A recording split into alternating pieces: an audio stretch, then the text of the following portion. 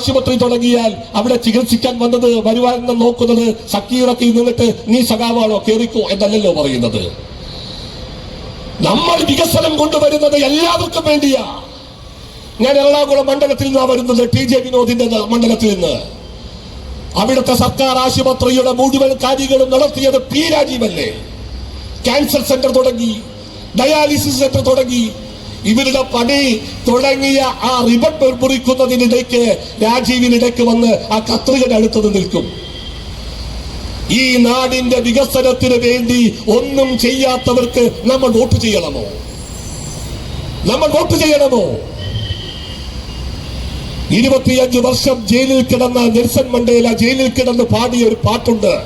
അത് ഇന്ന് ഇന്ത്യ ഗവൺമെന്റിന്റെ ഭരണകൂടവുമായി നമ്മളൊന്ന് ഓർത്തു നോക്കണം.